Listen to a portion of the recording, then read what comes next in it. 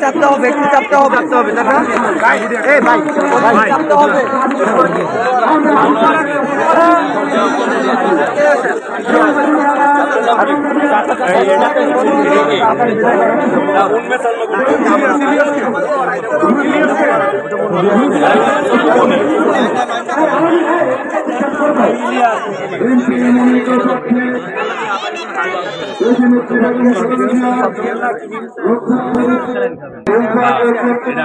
কম থাকলে খাওয়া যাবে।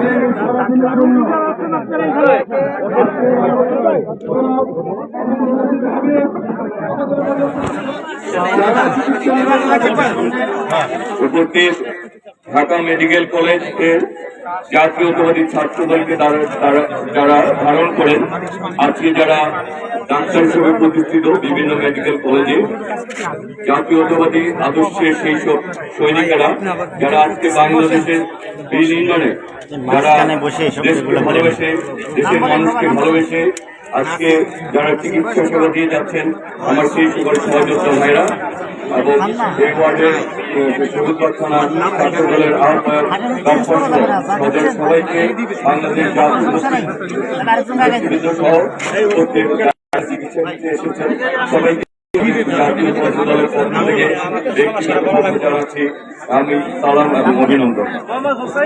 আজকে এখানে দাঁড়িয়ে বলতে চাই, আমরা বিজয়ের মাস 16ই ডিসেম্বর আমরা বিজয় পালন করব। এই বিজয় হচ্ছে স্বাধীনতার মহান ঘোষক শহীদ রাষ্ট্রপতি জিয়া রহমান, যিনি স্বাধীনতার ঘোষণা দিয়েছিলেন, সশস্ত্র বিপ্লব করেছিলেন, যুদ্ধ করে আমাদেরকে যে লাল সবুজের পতাকা দিয়েছে, আমাদের যে মানচিত্র দিয়েছেন, আমাদেরকে 56,012 মাইলের যে আমাদের ভূখণ্ড দিয়েছেন, সেই ভূখণ্ডে